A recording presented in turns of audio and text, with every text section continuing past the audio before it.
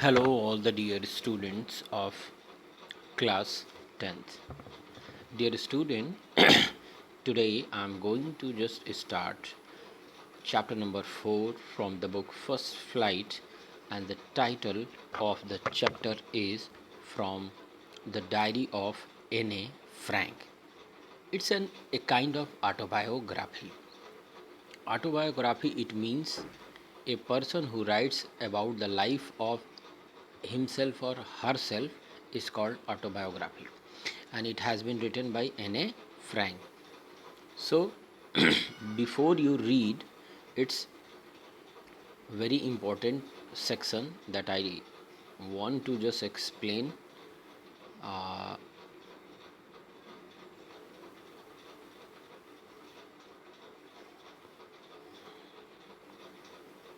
Actually horizontal or vertical में there is some problem. Load, what?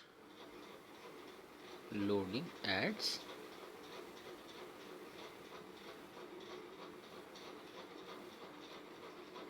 From the diary.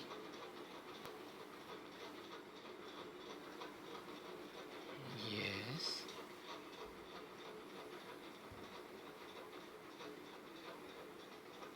It has created some problems regarding that.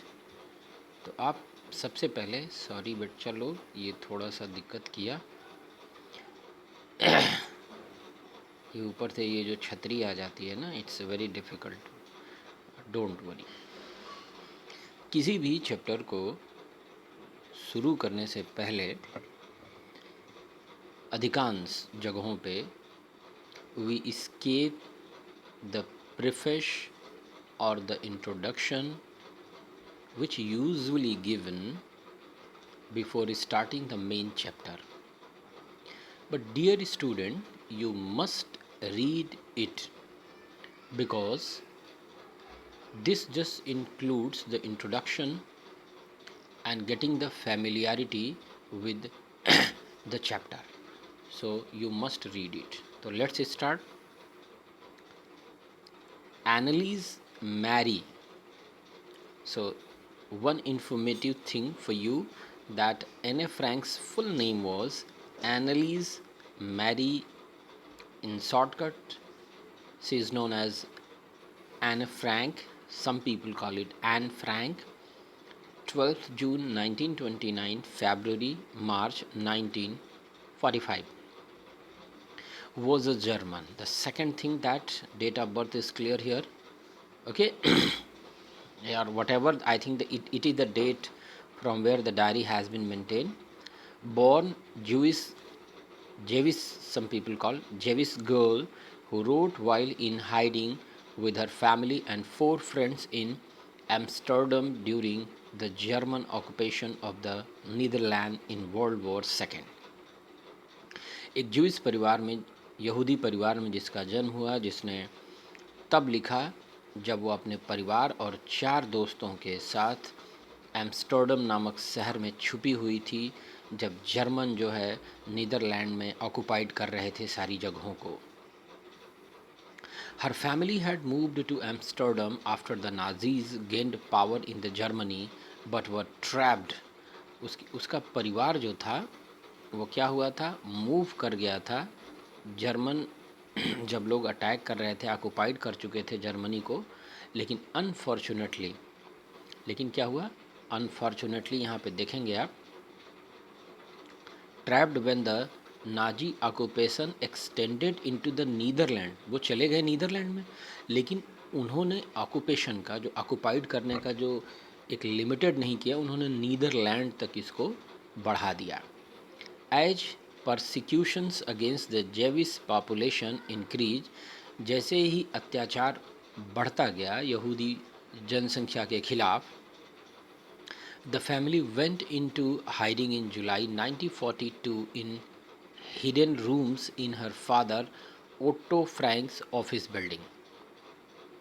तो ये परिवार कहाँ चला गया, जुलाई 1942 में अपने फादर ओटो फ्रैंक्स के ऑफिस में जाकर छुप गया। अब यहाँ पे ठीक है, ऑफिस बिल्डिंग के पहले ये देखिए कि this is a photo as I would wish myself to look all the time.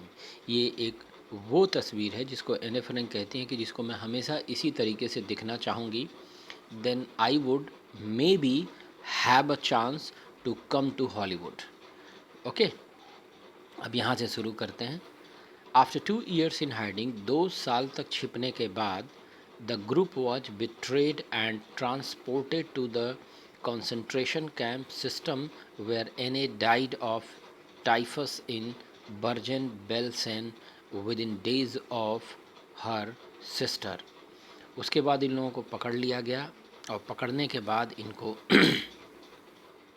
Concentration camp में भेज दिया गया, जहां पर एने फ्रैंक की डेथ हो जाती है उनकी सिस्टर मैरगॉट फ्रैंक के साथ। Another information, Margot Frank, her father Otto the only survivor, जो उनके पिता थे जो एक मात्र जिंदा बचे थे, रिटर्न टू एम्स्टर्डम।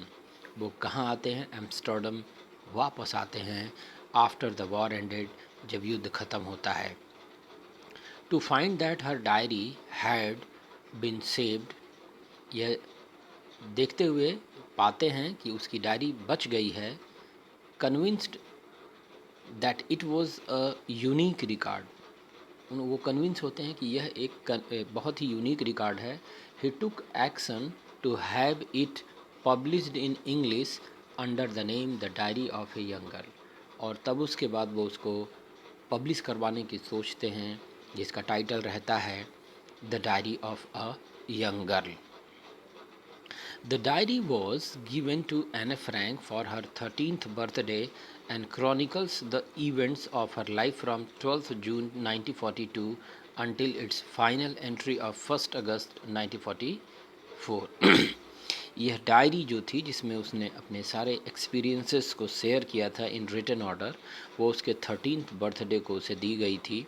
और इसमें घटना कब से कब की थी? 12 जून 1942 से लेके final entry of the 1st अगस्त 1944 तक। It was eventually translated from its original Dutch, इसको ट्रांसलेट किया गया डच से इंटू मैनी लैंग्वेजेस, बहुत सारी भाषाओं में, and became one of the world's most widely read books, और दुनिया की सबसे ज़्यादा पढ़ी जाने वाली किताबों में इसको रखा गया। There have also been several films, और इस पर बहुत सारी फिल्में भी बनाई गई। तो दैट इज़ वेरी इम्पोर्टेंट, बहुत सारी फिल्म्स बनी इस पर। यहाँ तक देखिए, अनेक television and theatrical productions, and even an opera based on the diary. Described as the work of a mature, described as the work of a mature and insightful mind, the diary provides an intimate examination of daily life under Nazis occupation। ये diary बहुत closely दिखाती है कि daily life कैसे थी जब Nazi पूरी दुनिया पे अटैक कर रहे थे। Anne Frank has become one of the most renowned and discussed of the Holocaust victims, पूरी फेमस हो गई ये। अब देखिए, it's a very important thing, कहता है do you keep a diary, क्या आप एक डायरी रखते हैं? Dear students, it's very important. Given below under A are some terms we use to describe a written record of personal experience। A में एक term दिया है, कहने का मतलब ये है ये कुछ चीज़ें हैं जिसमें हम अपना पर्सनल रिकॉर्ड रखते हैं और अपने पर्सनल अनुभवों को। Can you match them with their descriptions under B? You may look up the terms in a dictionary if you wish. अगर आपको लगता है तो आप इसे डिक्शनरी में देखकर समझ सकते हैं। तो ये आप कर लीजिएगा, जर्नल है, डायरी है, लॉग है और मेमोयर है। ठीक है, अगर आपको कोई प्रॉब्लम होगी तो आप मुझसे बात करिएगा। अब ये देखिए, इसमें सब दिया हुआ है, कै बजे उठते हैं, क्या करते हैं, ये सारी चीज़ें जो है आपको खुद ब खुद पता चल जाएगी। नाउ अब आते हैं हम लेसन में। Let's start. Writing in a diary is a really strange experience for someone like me.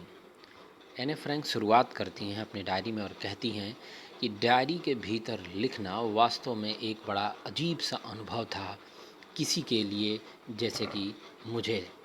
Not only because, केवल ये इसलिए नहीं क्योंकि I have never written anything before, कि मैंने इसके पहले कभी कुछ नहीं लिखा था, बट आल्सो बिकॉज, इसलिए क्योंकि it seems to me that later on neither I nor anyone else will be interested in the musings of a 13-year old school girl.